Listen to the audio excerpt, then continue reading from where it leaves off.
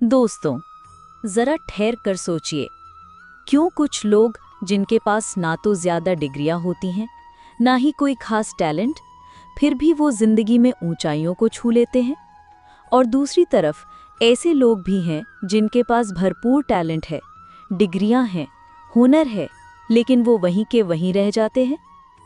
क्या ये किस्मत का खेल है? क्या ये सिर्फ ऊपर वाले की मर्जी है, या फिर इसमें हमारी सोच और आदतों का कोई गहरा हाथ है?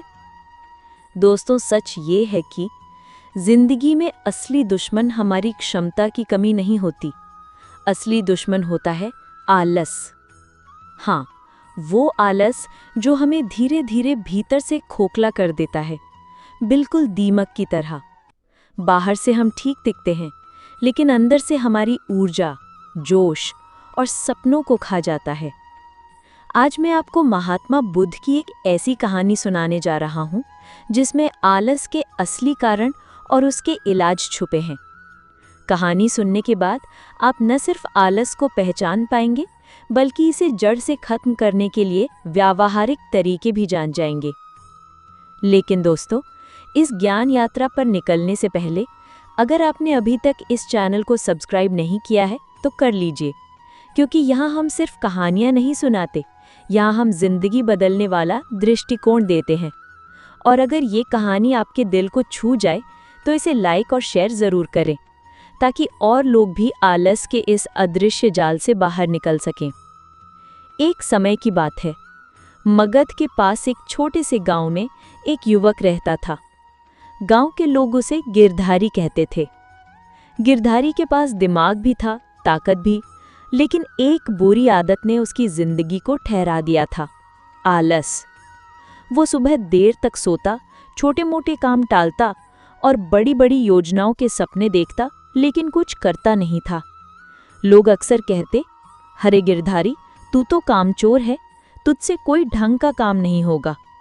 शुरुआत में गिरधारी इन बातों को मजाक में लेता रहा, लेकिन वक्त बीतने के साथ ये बातें उसके दिल में चुभने लगी। उसे महसूस हुआ कि लोग सही कह रहे हैं, वो वाकई आलसी है। एक दिन उसने सोचा, मुझे इस आलस से छुटकारा पाना ही होगा, लेकिन कैसे? उसे याद आया कि गांव से कुछ दूर शांतिवन में महात्मा बुद्ध ठहरे हुए हैं। गिरधारी ने ठान लिया, आज मैं बुद्ध से मिलूंगा और उनसे समाधान पूछूंगा। सुबह सुबह आलस के बावजूद गिरधारी किसी तरह उठकर बुद्ध के पास पहुंचा।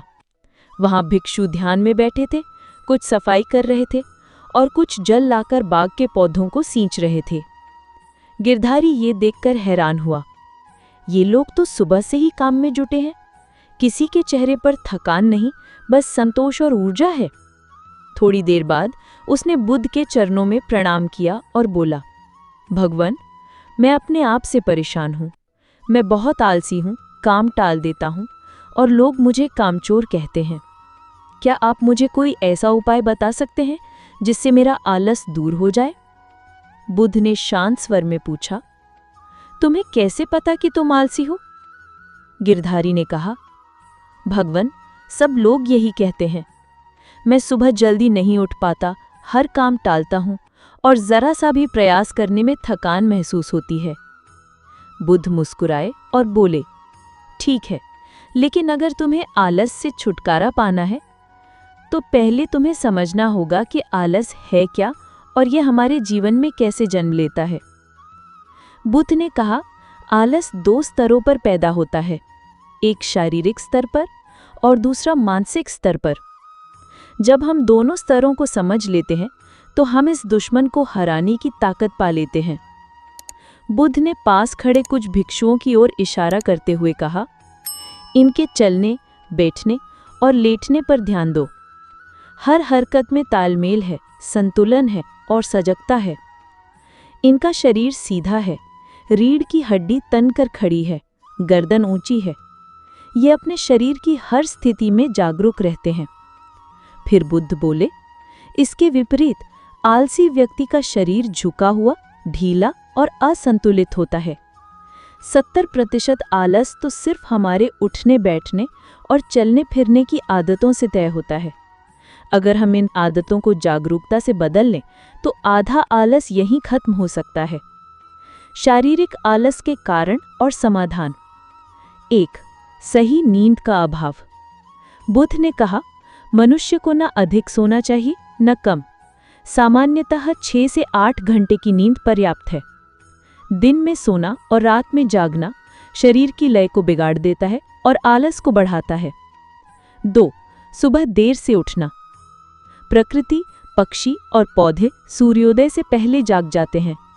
जो व्यक्ति इस लय के साथ उठता है उसमें ऊर्जा और ताजगी स्वतः आती है। 3. गलत भोजन। भोजन वही जो जीवन दे। बासी, भारी और ऊर्जा रहित भोजन शरीर को बोझिल बनाता है, जिससे काम करने का मन नहीं करता। बुद्ध ने कहा, कई बार हमारा शरीर स्वस्थ होता है लेकिन मन थका हुआ और हारा हुआ महसूस करता है। ये मानसिक आलस है और इसके पीछे कई कारण हैं। 1. असफलताओं से डर। पिछली नाकामयाबियों को याद करते रहना नए काम के उत्साह को मार देता है। 2. स्पष्ट लक्ष्य का न होना। बिना लक्ष्य के मन ऊर्जा को इधर-उधर खर्च करता है और काम टलते रहते हैं। 3. गलत संगति। आलसी लोगों की संगति में रहना उनकी आदतें हमें भी संक्रमित कर देती हैं। 4. काम टालने की आदत। आज का काम कल पर टालना और कल का काम परसों पर, ये चक्र हमें धीरे धीरे खोखला कर देता है। बुद्ध ने गिरधारी को कुछ साधारण लेकिन गहरे उपाय दिए। 1. उठने, बैठने और चलने फिरने में सजगता। अपने शरीर को सीधा और संतुलित रखो। 2. नींद का अनुशासन। सोने और जागने का एक निश्चित समय रखो। 3. संतुलित भोजन। ताज़ा, प्राकृतिक और हल्का भोजन लो। 4. छोटे छोटे लक्ष्य तय करो। बड़े काम को टालने के बजाय उसे छोटे हिस्सों में बांटो। 5. प्रेरणादायक संगति। मेहनती और सकारात्मक लोगों के साथ समय बिताओ। गिरधारी ने बुद्ध के बताए नियम अपनाए। कुछ ही हफ्तों में उसकी नींद का समय ठीक हो गया, शरीर हल्का लगने लगा और मन में उत्साह लौट आया। लोगों ने नोटिस किया कि अब वो पहले जैसा नहीं रहा। अब वो काम को टालता नहीं था बल्कि समय पर पूरा करता था। गिरधारी ने महसूस किया, आलस से कोई जन्मजात कमी नहीं, ये सिर्फ एक आदत है जिसे बदला जा सकता है। तो दोस्तों, आज से, अभी से तय कीजिए, मैं आलस्य को अपनी जिंदगी से बाहर करूंगा। अगर आपको ये कहानी प्रेरणादायक लगी हो तो इसे लाइक करें, अपने दोस्तों और परिवार के साथ शेयर करें और ऐसी ही जीवन बदलने वाली कहानियों के लिए चैनल को सब्सक्राइब करना ना भूलें। नमो बुद्धाय।